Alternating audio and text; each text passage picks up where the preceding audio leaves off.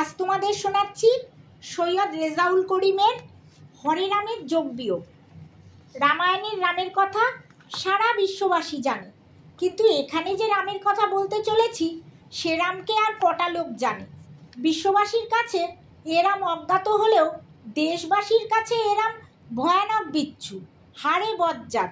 বিশেষ করে শেওড়াগাছির লোকজনদের কাছে তারা ভালো করেই জানে এ রাম রামায়ণের রাম নয়, এ হলো শেওড়াগাছির হরে রাম। কিন্তু হরে রামের নামটা কোথাও হরে কোথাও রাম কেন যে হয়েছে তা তারা কেউ জানে না। নামের ব্যাপারে হরে রামেরও কোনোই আপত্তি নেই, লোকে তাকে যে নামে খুশি ডাকুক, শুধু নাম নিয়ে বদনাম না করলেই হলো। বন্ধু বান্ধবরা বলতো ও বিটকেলটা মানুষ হবে না কোনো দিন, ও হলো শেওড়াগাছির ভূত, যার ঘাড়ে বসবে তার সারে সর্বনাশ, অকালে সকাল দেখতে হবে। হরে রামকে জন্ম দিয়েই হরে রামের মা কেটে পড়েছিলেন স্বর্গে, তাই মা আর বাবার দ্বৈত ভূমিকায় অবতীর্ণ হতে হয়েছিল হরে রামের বাবার। কিন্তু তার সময় কোথায়? বেসরকারি চাকরি, সময় মতো হাজির না হতে পারলে অ্যাবসেন্ট, মাইনে কাটা। বেসামাল হয়ে শেষ পর্যন্ত ছেলের ভার ছেড়ে দিলেন ওর মামা মামির হাতে। অপুত্রক মামা মামি আপত্তি করেনি, হরে রামকে কাছে পেয়ে তারা যার পণ্যাই আনন্দিত হয়েছিল। কিন্তু তাদের সেই আনন্দ ঘুচে গেল মাস ঘুরতে না ঘুরতেই। নিরানন্দের বান ঢুকল শান্তির সংসারে। কারণই একটাই, সে হলো হরে রাম, মামার হরে আর মামির রাম। শেওড়াগাছি প্রাইমারি স্কুলের হেড স্যার চক্রবর্তী বাবুকে অনেক বলে টোলে হরে রামকে ভর্তি করে দিয়েছিল মামা ক্লাস 4-এ। কিন্তু পড়াশোনায় একটুও মন ছিল না হরে রামের। ছেলেবেলা থেকেই বাবার আদর পেয়ে পেয়ে বাদর হয়ে উঠেছিল। সে রোগ যাবে কোথায়? স্কুলের টিফিন হলেই হরে রামের তাই ছুটি, বইয়ের ব্যাগ পড়ে থাকতো স্কুলে। আর হরে রাম তখন কারো পেয়ারা বাগানে ঢুকে পেয়ারা পাড়ত, না হলে কারো পুকুরে গিয়ে মাছ ধরত, বা ঘুমিয়ে থাকা মানুষের চুল কেটে নিত, গুলতি মেরে ভরা কলসি ফুটো করে দিত। এই সমস্ত কাজ সারা করে সন্ধ্যার পরে বাড়ি ফিরত। মামি জিজ্ঞাসা করত, বাবা রাম এত দেরি হলো কেন? হরে রাম বলতো, হেড স্যার আজকাল এক্সট্রা ক্লাস নিচ্ছে, তাই দেরি হলো মামিমা। কিন্তু তোর ব্যাগ কোথায় রেখে এলি? স্কুলেই রেখে এলাম, কাল সকালে আবার মিছে মিছে বয়ে নিয়ে যাব কেন? কিন্তু সকালবেলায় গায়ের লোক যখন বাড়ি বয়ে হরে রামের নামে অভিযোগ জানিয়ে যেত তখন লজ্জায় মরে যেত মামিমা। রাম যে তাকে মিথ্যে বলেছে এ কথা বুঝতে বিন্দু মাত্র অসুবিধা হতো না। কিন্তু বদবুদ্ধিতে তুখোর হরে রাম যুক্তিপূর্ণ কথায় মামা মামিমাকে বোল্ড আউট করে দিত। হরে রাম এমনভাবে কথা বলতো শুনলে মনে হতো সত্যিই যেন সে নির্দোষ।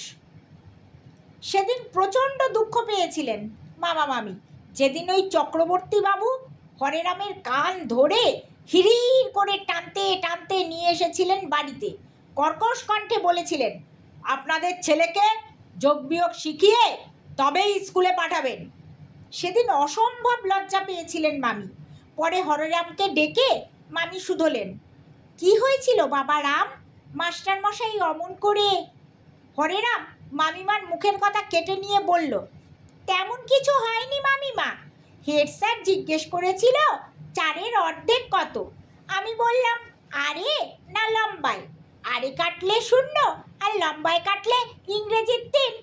তখন হেড স্যার আমাকে বেত দিয়ে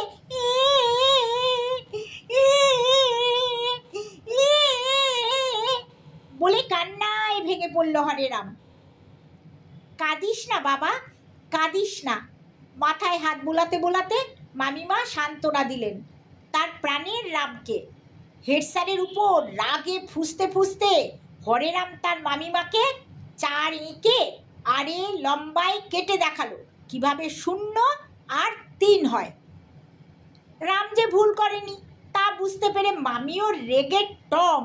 মনে মনে ভাবলেন, পাঠশালায় পড়ানো মাস্টার আবার কেমন হবে। বাড়িতে ফিরে হরের কাণ্ড শুনে মা মামা তো থ। ছেলের মাথায় যে বিস্তর বুদ্ধি খেলা করছে তা বুঝতে অসুবিধা হলো না। শুধু একটু ঘষে মেজে নিলেই হবে, তাতে বুদ্ধির ধারও বাড়বে, আর বুদ্ধির ধার বাড়লে প্রাপ্তিযোগ বাড়বে, করে কমে খেতে পাবে। এই আশায় পরদিন জলযোগ সেরে তার হরেকে নিয়ে যোগ শেখাবার কর্মযোগে নেমে পড়লেন। গাঁট ধরে ধরে যোগ শেখালেন। আগ্রহের সাথে হরেরাম তার হার্ড ডিস্কে সব কিছু ঢুকিয়ে নিলে, কিন্তু গোলমাল বাঁধল তারপরেই। সব কিছুতে যোগ করতে শুরু করলো হরেরাম। মামিমা যদি বাজার থেকে চাল, কুমড়ো, জলের বোতল, খাবার ইত্যাদি নিয়ে আসতে বলেন, তাহলে হরেরাম চাল, কুমড়ো, জলখাবার প্রভৃতি নিয়ে এসে হাজির করে। মামির রান্নাবান্না তখন চুলোয় ওঠে। না খেয়ে ড্যাং ড্যাং করতে করতে অফিস যেতে হয় মামাকে। এ শুধু এক আধ দিনের ব্যাপার নয়, কতদিন কতভাবে যে মামা মামিমা তার যোগাভ্যাসের শিকার হয়েছেন তার হিসাব করলে মহাভারত হয়ে যাবে। মামা মামি দেখলেন মহা দুর্যোগ, ভাগ্নেকে তারা যোগ শিখিয়ে গোলযোগে পড়েছেন। তাই শুভযোগের অন্বেষণে একদিন ভাগ্নে হরেকে ডেকে মামা বললেন, বাবা, তুমি তোমার ওই পুরানো যোগ ভুলে যাও। কাল থেকে তুমি আমার কাছে বিয়োগ শিখো। হরেরাম অম্লান বদনে জবাব দিল, তাই হবে মামা। যোগ নিয়ে অভিযোগ শুনতে আমারও ভাল লাগে না। পরদিন থেকে ভাগ্নেকে বিয়োগ শেখাতে বসলেন মামা। ধর, তোকে 10 টাকা দিলুম, দিয়ে বললুম 5 টাকার জিলিপি, 2 টাকার বোঁদে আর 1 টাকার বাতাসা কিনে নিয়ে আয়। এক দৌড়ে দোকানে গিয়ে ওগুলো কিনে নিয়ে এলি। এখন ভেবে বলতো বাবা, তোর হাতে কত টাকা থাকবে? প্রশ্ন শুনে হরেরামের তো মাথা গেল ঘুরে। তার উপর দুবার মাথাটা নিল ঝাঁকিয়ে। ডান হাত আর বাঁ হাত দিয়ে মাথার দুপাশে দুটো ঘুষি, দুটো থাপ্পড় মারল, কিন্তু বিগ্রানো কম্পিউটারে কোনো কাজ হলো না। অগত্যা ফ্যাল ফ্যাল করে তাকিয়ে রইল মামার দিকে। ভাবগতিক বুঝে মামা কটলাইন ধরলেন। ভাগ্নেকে বললেন, বলতো বাবা, আমি তোর কে হই? হরেরাম এবার সোৎসাহে বলে উঠল, সে তো আমি জানি, তুমি হলে আমার মামা। সে তো আমারও জানা, কিন্তু যেটা তোর জানা নেই সেটা শোন, ভুলিস না কখনো। মামা হলো একটা শব্দ, ঠিক 10 টাকার নোটের মতো। মামাতে আছে দুটো অক্ষর, তেমনি 10 টাকার নোটে আছে 10টা 1 টাকার নোট। মামা থেকে যদি একটা মা চলে যায় তাহলে কি থাকবে? হরেরাম বলল, বুঝেছি মামা, শুধু মা থাকবে। তার মানে মা 1 পয়সা পেলে তুমি 2 পয়সা পাবে, এইভাবে। তুই থামটা। দাপড়ে হরেরামকে থামিয়ে দিলেন মামা, কারণ তিনি বুঝে ফেললেন ভাগ্নে এখন মায়ের সম্পত্তি বুঝে পেতে চাইছে। তাই রাগের কপট অভিনয় করে মামা বললেন, অঙ্ক শিখতে বসেছিস না অন্য কিছু? মামার কাছে বকুনি খেয়ে হরেরাম একদম চুপ, কিন্তু মাথায় তার দুষ্টু বুদ্ধি 16 আনা। পেটে 3 ক্লাস বুদ্ধি থাকলে কি হবে, হরেরামের মাথায় তখন বদমতলব। কিভাবে মামাকে ল্যাং মারা যায়, কিভাবে মামার পকেট কাটা যায়, এই সব চিন্তায় মশগুল ছিল হরেরাম। বাবা সেটা বুঝবেন কি করে? হঠাৎ হরেরাম বলে বসলো, বুঝলে মামা, আমার মাথায় কিছু ঢুকছে না, তুমি প্র্যাকটিক্যাল করে দেখাও। কিসের প্র্যাকটিক্যালের কথা বলছিস রে? তুমি আমাকে 10 টাকা দাও, আমি খুচরো করে আনি, তারপর তুমি আমাকে বিয়োগ শিখিও। অগত্যা মামা হরেরামকে 10টা টাকা দিলেন। 10 টাকা নিয়ে এক ছুটে ছুটে হরেরাম চলে গেল মিষ্টির দোকানে। দোকান থেকে জিলিপি, বোঁদে, বাতাসা নিয়ে এলো।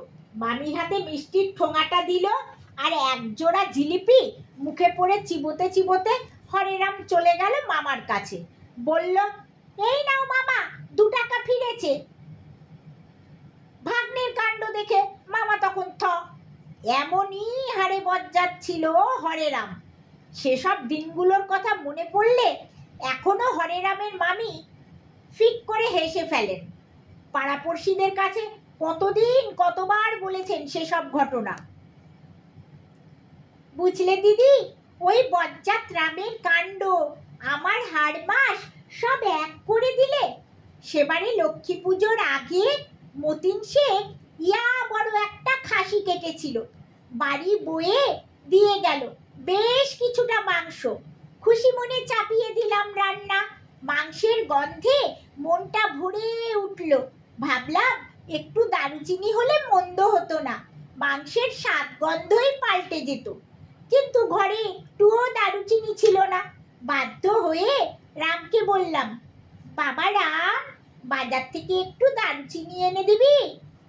এক দৌড়ে চলে গেল বাজারে, ফিরতেও সময় নেয়নি। চিনি আর 1 বোতল দারু এনে দিল আমার হাতে। রাম রাম, আমি দূরে সরে গেলেও দারুর গন্ধে ভরে গেল সারা বাড়ি। সেই গন্ধে আমি তখন বমি করে মরি। রামকে খুব গালি দিলাম, কিন্তু রামের কোনো বিকার নেই।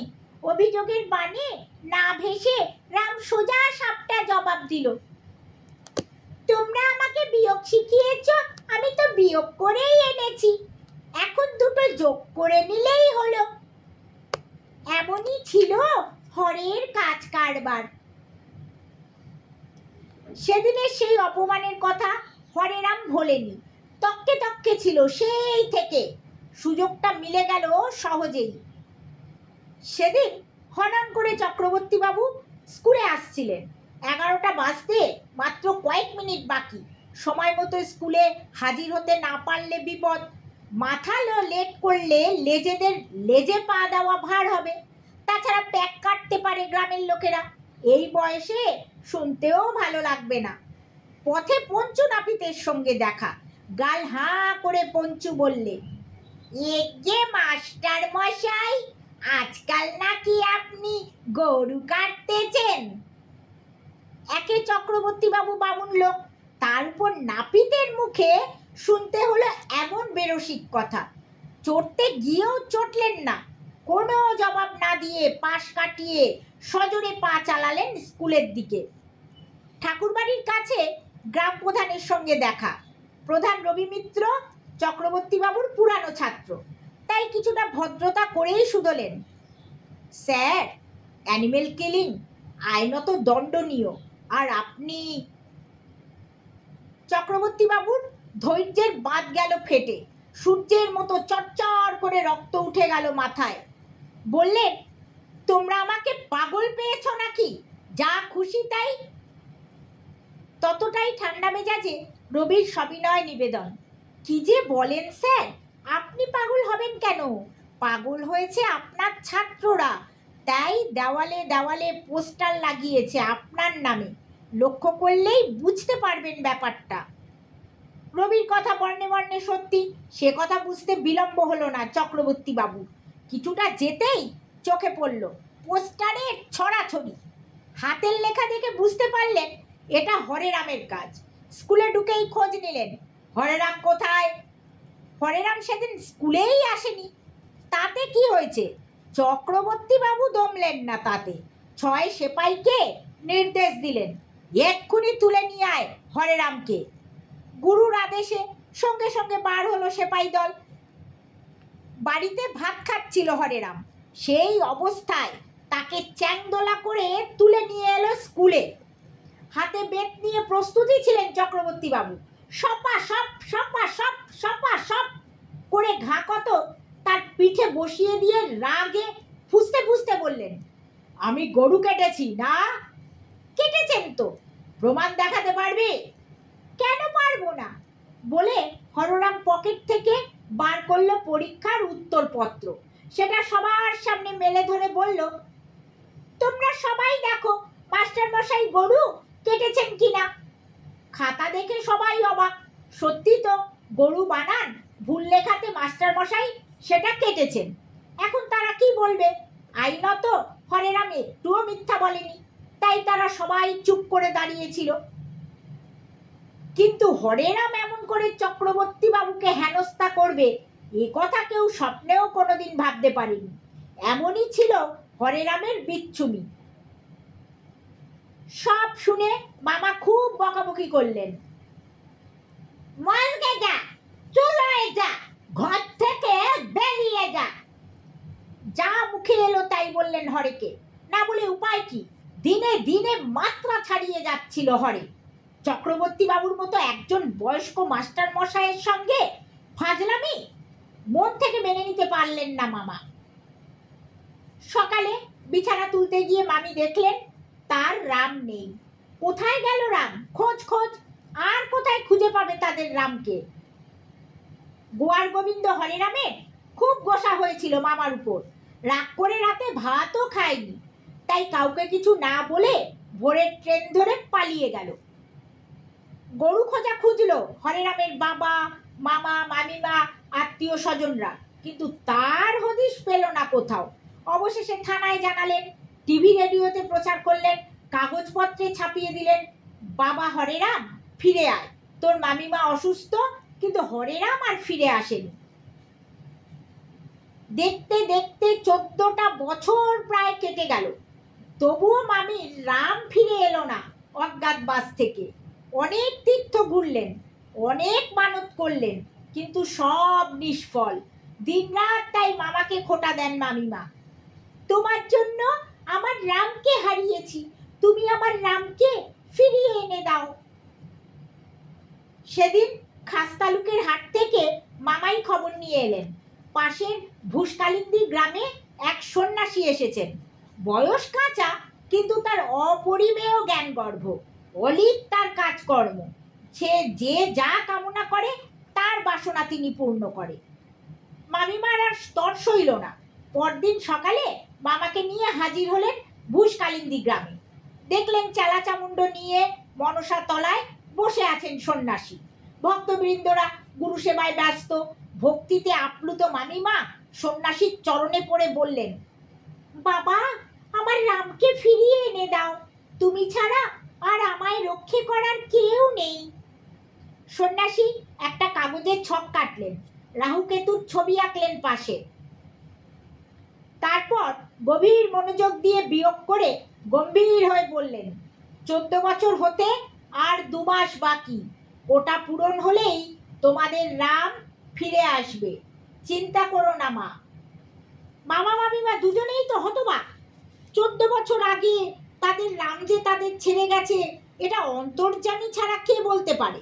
ভক্তিতে টপ টপ করে 2 বার সাষ্টাঙ্গে প্রণাম করে প্রণামী দিয়ে বাড়ি ফিরলেন মামা মামিমা। মনটা তাদের আনন্দে ভরে উঠেছে। বাবা বলেছে রাম ফিরে আসবেই আসবে, সেই আশায় মামা মামিমা দিন গুনতে থাকেন। হাঁসখালির জমিদার প্রতাপ নারায়ণ মুখার্জির নাম কে না জানে। এখনো যেমন তার নাম ডাক, তেমন তার দুর্দান্ত প্রতাপ। তার হাক ডাকে এখনো বাঘে ছাগলে এক ঘাটে জল খায়। সেই প্রতাপ মুখার্জি সেদিন দুপুরবেলায় সন্ন্যাসীর কাছে হাজির। পুত্রসম সন্ন্যাসীর কাছে করজোরে প্রার্থনা জানালেন, বাবা, আমার সব প্রতাপ শেষ, বহু চেষ্টা করেও ছেলেকে বিয়ে দিতে পারছি না, আশীর্বাদ করুন, ওর যেন বিয়ে হয়, বিয়ে হলে 1 লাখ টাকা প্রণামী দেব বাবা। সন্ন্যাসী বললেন, কিছু ভেবো না বৎস, ছেলের বিয়ে এই বসে খেয়েই হবে, তবে 1 প্রণামীতে হবে না, 2 লাগবে। ছেলের যা রূপ দেখছি, কে বিয়ে করবে এই ছেলেকে? বিয়ে দিতে হলে আমাকেই মেয়ে দেখতে হবে। তাই দেখুন বাবা, তাই দেখুন, হাতে আপনার অনেক সেবিকা আছে, গুরুগ্রাহী ভক্তের সংখ্যাও কম নেই, তার থেকে একটা আধটা। কথা বলতে বলতে ধুতির খোট থেকে 10,000 টাকার একটা বান্ডিল বার করে সন্ন্যাসীর চরণে রেখে বললেন, অ্যাডভান্স দিলাম বাবা, কাজ হলে পুরোটাই দেব বলে সাঙ্গপাঙ্গ নিয়ে কেটে পড়লেন প্রতাপনারায়ণ। করকরে নোট পেয়ে সন্ন্যাসী আর তার চেলাচামুন্ডেরা বেজায় খুশি। প্রতাপনারায়ণের ছেলের জন্য ব্যবস্থা একটা কিছু করতেই হবে, 2 লাখ বলে কথা। মাস্তুতো দাদার মেয়ের বিয়ে উপলক্ষে শেওড়াগাছির কল্পনা দেবী গিয়েছিলেন ভুষকালিন্দী গ্রামে। বিয়ে টিয়ে চুকে গেল ভালো মতো। ফেরার দিন আত্মীয় স্বজনের সঙ্গে গেলেন সন্ন্যাসীর আশীর্বাদ নিতে। তাকে দেখেই সন্ন্যাসী বললেন, মা, তুমি বামুনের ঘরের বউ, তোমার 1 ছেলে 1 মেয়ে, 1 মেয়ে বিবাহযোগ্যা, সচ্ছল সংসার, স্বামী মাস্টার। সন্ন্যাসীর কথা শুনে হতবাক কল্পনা দেবী, অভিভূত তার সঙ্গী সাথীরা। বামনির গলায় তো আর পইতে নেই যা দেখে জাত বংশ চিনবেন, অথচ অবলীলাক্রমে বলে দিলেন বাবা ঠাকুর, এটা দিব্যদৃষ্টি ছাড়া আর কি। সন্ন্যাসীর উপর শ্রদ্ধা বেড়ে গেল কল্পনা দেবী। গলায় আঁচল দিয়ে ভক্তি ভরে প্রণাম করলেন সবাই। সন্ন্যাসী বললেন, মা, তোমার কপালে একটা শুভ যোগ দেখছি। তোমার মেয়ের বিয়ে হবে জমিদার ঘরে, সে হাঁসখালির জমিদারও হতে পারে। তারপর ভ্রু কুঁচকে চিন্তিতভাবে বললেন, পথে বাধা হয়ে দাঁড়িয়েছে রাহু আর কেতু। কল্পনা দেবী সভয়ে শুধলেন, তাহলে কি হবে বাবা ঠাকুর? চিন্তার কিছু নেই মা, শুধু বিয়ের আগে ছেলেকে না দেখলেই হলো। সে কি বাবা, তা কেমন করে হবে ছেলেকে না দেখে? মেয়ের ভালোর জন্যই কথাটা বলছিলাম মা, সব কথা তো খুলে বলা যায় না। কল্পনা দেবী বাধ্য হয়ে শুধলেন, ছেলের অবস্থা কেমন? রাজপ্রাসাদের মতো পাকা বাড়ি, ঘর ভর্তি চাকর বাকর, জমি জমা, স্নানের পুকুর, কোনো কিছুর অভাব নেই মা। ছেলে লেখাপড়া কত দূর? ওখানেই একটু দুর্বলতা আছে মা। ছেলে আপনার বিয়ে ফেল, এবছর আবার বসবে এবং পাশ করবেই। ছেলে দেখতে কেমন বাবা? বয়স কত?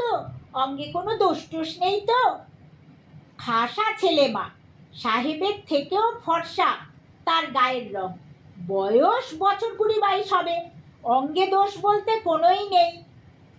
আর ছেলের চলন বলন, স্বভাব চরিত্র কেমন বাবা? বড়লোকের ছেলেরা যেমন হয় মা, গর্বে ছেলের পা পড়ে না মাটিতে, তবে ছেলে সর্বদাই মুখ নিচু করে চলে। মেয়েকে বিয়ে দিতে হলে কত বরপণ দিতে হবে বাবা? 1 পয়সাও লাগবে না। ছেলের বাবা তার বৌমাকে গা ভর্তি গয়নাপত্র দিয়ে সাজিয়ে নিয়ে যাবেন। কল্পনা দেবীর আর কিছু জানার ছিল না। তিনি কল্পনাও করতে পারেননি সন্ন্যাসী তার মেয়ের বিয়ের ব্যবস্থা করে দেবেন। তাই ভক্তি ভরে সন্ন্যাসীকে আর একবার প্রণাম করে বাড়ির দিকে পা বাড়ালেন। স্ত্রীর কাছে সব কথা শুনে মাস্টার মশাইয়ের চোখ ছানা বড়া। এই যুগে বিনে পয়সায় মেয়ে উদ্ধার হবে? জমিদারের বংশে মেয়ের বিয়ে হবে? ছেলের বাবা মেয়েকে সাজিয়ে নিয়ে যাবে? কি গালভরা সব কথা! কিন্তু বিয়ের আগে ছেলেকে দেখা যাবে না, এই কথায় মনে খটকা লাগে চক্রবর্তী বাবুর। এর মধ্যে নিশ্চয়ই কিছু একটা তো অভিসন্ধি আছে, বদমতলব আছে। সেটা সরেজমিনে গিয়ে দেখতে হবে মনে মনে ভাবলেন মাস্টার মশাই, কিন্তু স্ত্রীকে কিছু জানালেন না। ভোট ভিক্ষা করতে হাঁসখালিতে যাবার জন্য বহুদিন ধরে বলে আসছে রবি, কিন্তু মাস্টার মশাই সময় করে উঠতে পারছিলেন না। এখন রথ দেখা কলা বেচা দুটোই সারতে রবিকে নিয়ে পরদিন সকালে হাজির হলেন জমিদার প্রতাপ নারায়ণের বাড়িতে। প্রতাপবাবু তো খুব খাতির যত্ন করলেন, ভোট দেবেন বলে আশ্বস্ত করলেন, ছেলে প্রভাতের সঙ্গে পরিচয়ও করিয়ে দিলেন। তাকে দেখে বিষণ্ণতায় ভরে উঠল মাস্টার মশাইয়ের মন। গ্রামের লোকজনদের কাছে রবি জোর হাতে ভোট ভিক্ষা করছে, আর মাস্টার মশাইয়ের মাথায় তখন ঘুরছে সন্ন্যাসীর কথা, তার চালাকির কথা। ছেলের যে সেটি তা বলেনি সন্ন্যাসী, বলেছে সাহেবের থেকেও ফর্সা রং। অঙ্গদোষ কোনোই নাই, কথাটা অকাট্য সত্য। ল্যাংড়া হলে মাটিতে পা পড়বে কি করে? কম দেখতে পেলে মুখ নিচু করেই তো চলে মানুষ, বিয়ে না হলে বিয়ে ফেলতো অবশ্যই। কিন্তু এরকম বুদ্ধি সন্ন্যাসী পেলেন কোথা থেকে? চক্রবর্তীবাবু মনে মনে ভাবতে থাকেন। জীবনে তিনি একটিবার এরকম ছেলের সন্ধান পেয়েছিলেন, আর সে হলো হরেরাম। পরীক্ষার খাতায় গরু কাটার জন্য তাকে নাস্তানাবুদ করে ছেড়েছিল, পোস্টার লাগিয়েছিল গরু কাটা বামুন বলে। এটাও হরেরামের কাজ নয় তো? পয়সার লোভে সন্ন্যাসী সেজে এরকম করছে না তো? মনের মধ্যে সন্দেহ জাগে চক্রবর্তীবাবুর। ব্যাপারটা তো দেখা দরকার। একথা ভেবে রবিকে সাথে নিয়ে ভুসকালিন্দি অভিমুখে রওনা হলেন। সন্ন্যাসী দেখতে পেলেন একটা 5.5 ফুট লম্বা শীর্ণকায় লোক, গায়ে পুরনো পাঞ্জাবি, পরনে হাঁটু পর্যন্ত ধুতি, কাঁধে শান্তিনিকেতনী ব্যাগ ঝুলিয়ে লম্বা লম্বা পা ফেলে মনসাতলার দিকেই আসছেন। হাতে তার একটা কাঁচা বাঁশের ছড়ি, সঙ্গে একটা প্যান্ট-জামা পরা লোক। সন্ন্যাসী ভাবলেন খদ্দের আসছে, তাই চালাচামুণ্ডদের নিয়ে একটু গুছিয়ে বসলেন, চোখ দুটো বন্ধ করে ধ্যানের ভঙ্গিতে। কাছে এসে রবি ভক্তি ভরে ডাকলো, বাবা। ভক্তের ডাকে সন্ন্যাসী তার মুদিত চোখ উন্মোচিত করে তাকালেন ভক্তের দিকে, আর চোখে চোখ পড়তেই চিনে ফেললেন মাস্টার মশাই। ছড়ি নাচাতে নাচাতে বললেন, তুই হরেরাম না? সন্ন্যাসী বেশি হরেরামের, আত্মারাম তখন খাঁচা ছাড়া। লোটা কম্বল ফেলে কোনো রকমে কোঁচাটা শক্ত করে কোমরে বেঁধে দিল দৌড়। আমি হরেরাম নই স্যার, আমি রাম, শেওড়াগাছির রাম।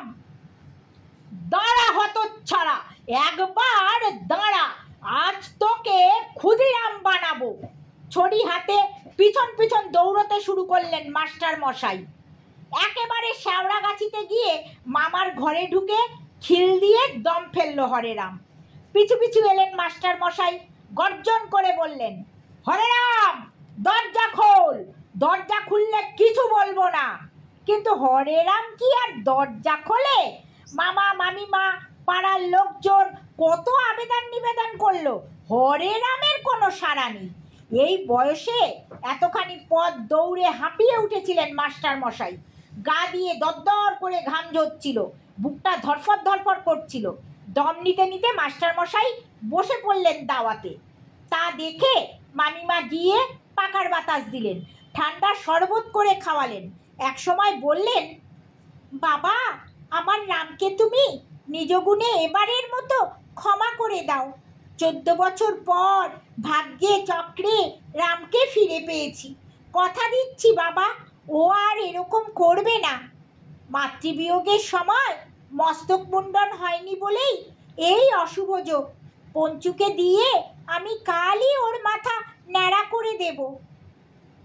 মাস্টারমশাই বললেন, মাথা ন্যাড়া করার দিন আমাকে খবর দেবেন, আমি ঘোল এনে ওর মাথায় ঢেলে দেব।